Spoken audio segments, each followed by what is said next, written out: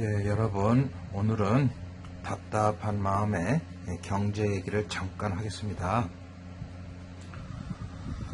지금 현재 중국의 그 부채가요, 사경 4천조 원이라고 합니다. 사경이라는 것은 우리가 좀 상상을 못할 정도의 그 비용인데, 사경이라는 것, 일경이라는 것은 1조의 1000배, 만배를 얘기합니다. 다시 말해서 우리 그 대한민국의 2020년도 국가 예산이 500조가 되는데요.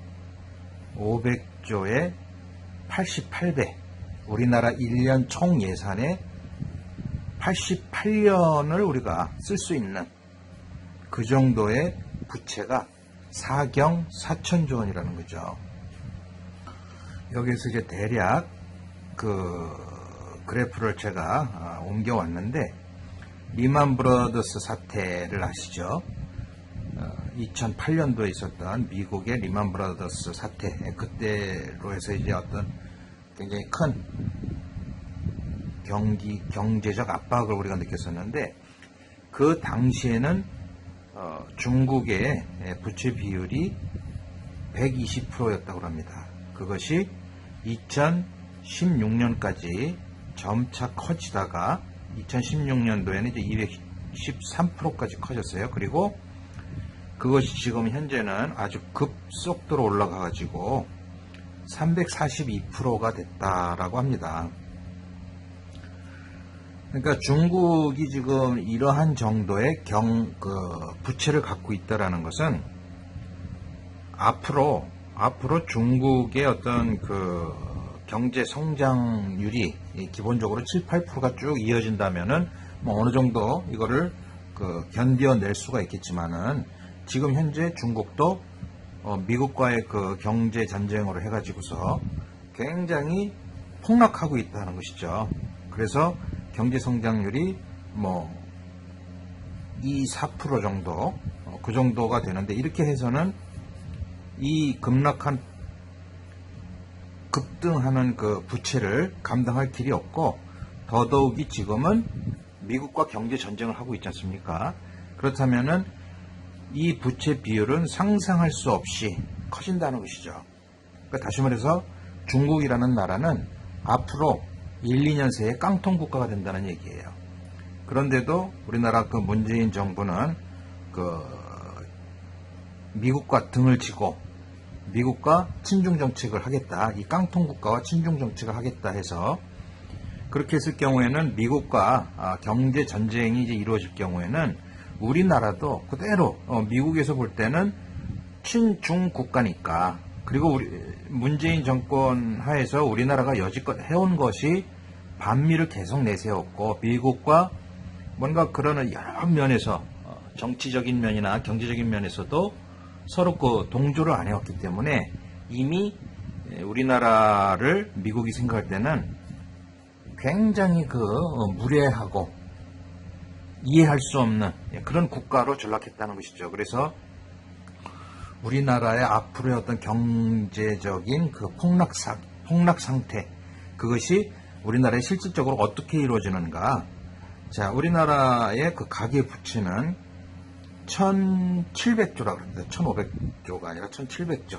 거기에 기업 부채도 1700조 정도가 돼서 굉장히 감당할 수 없는 좀 상황인데, 특히나 이제 가계 부채가 문제죠.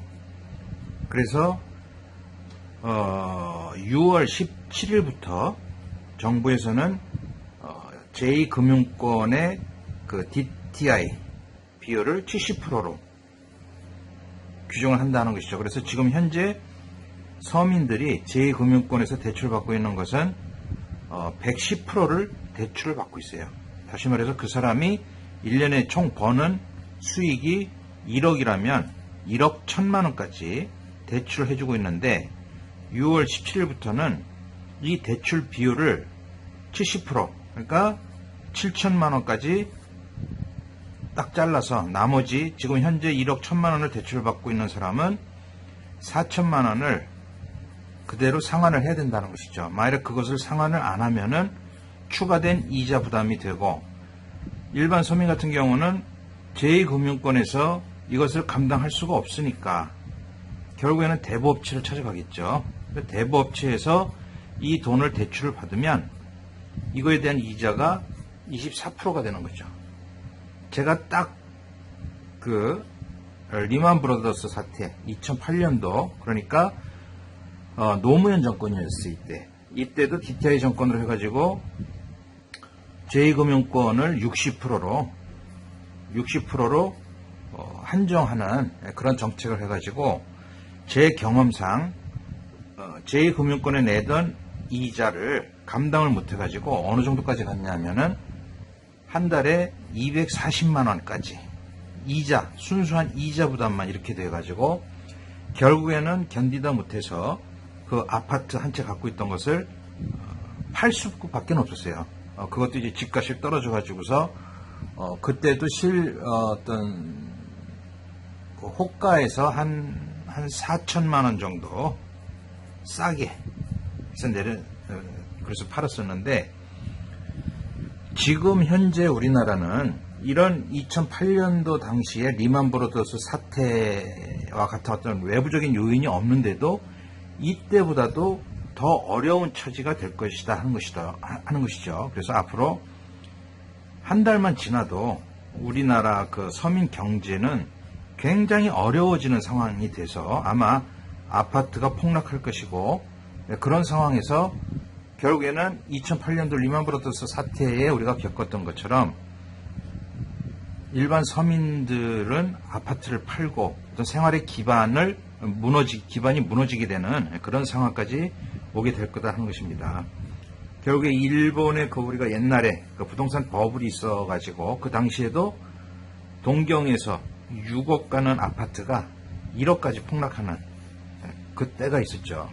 결국 우리나라도 이때 일본의 부동산 버블과 같은 사태가 아마 모르긴 해도 한 달 후, 2달 후부터 시작될 거다 하는 것이죠. 결국 서민 여러분들은 이러한 상태가 오기 전에 가능한 한 힘들더라도 내가 갖고 있는 그 아파트를 어쩔 수 없이 처분할 수밖에 없어요. 그렇지 않으면 한두 개월 후에는 이 아파트 값은 더 떨어지고 결국에 예를 들어서 한 2억 하던 것은 뭐 1억 5천 정도로 떨어지겠죠. 그럼 1억 5천에 내놓는다고 해서 이것이 팔리느냐? 그것도 아니에요. 결국에는 1억 정도밖에는 안 된다는 거죠. 단지 지금 이거를 판다면 지금 2억에 먼저 내놔서 팔린다면은 한 달 후에는 1억도 못 받는 것이니까 결국 지금 내놔야 그나마 1억 정도라도 더 많이 받아서 이걸로 은행 부채를 해결을 하셔야 된다는 겁니다. 그렇지 않고 아파트를 파는 것이 너무 속상해서 자꾸 갖고 끌다 보면은 2달 후에는 1억이 날아가고 이 1억에 내놔도 제대로 팔리지도 않고 결국에는 운 좋게 1억에 팔린다 하더라도 이걸로 은행에 담보로 낀 부채를 갖고 나면 결국 기껏 남아야 1, 2천이 남는 거죠. 1, 2천만 원 가지고 월세로 들어가게 되는 꼴입니다. 지금 판다면 그래도 2억에 팔 수가 있다면 여기서 대출 이자를 갖다가 어느 정도 판다면 어느 정도 갚는다면은 그래도 5천 이상은 되겠죠. 옛날 그 리만 브라더스 사태에도 그런 얘기가 있었어요. 아파트 갖고 있는 사람은 거지다.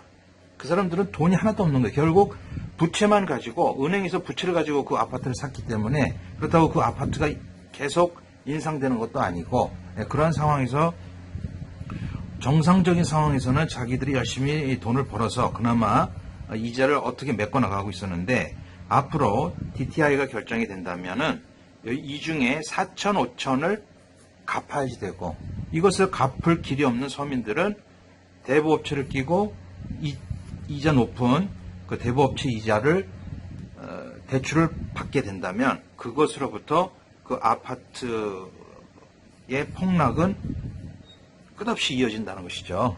그러한 어떤 현 상황을 정말 안타깝게 저는 2008년도에 한번 경험을 했습니다. 예, 그런 것을 좀 느껴서 좀 더 심도 있게 생각을 하셔서 판단을 하셔야지 되지 않을까 그런 생각이 들어서 말씀을 드렸습니다.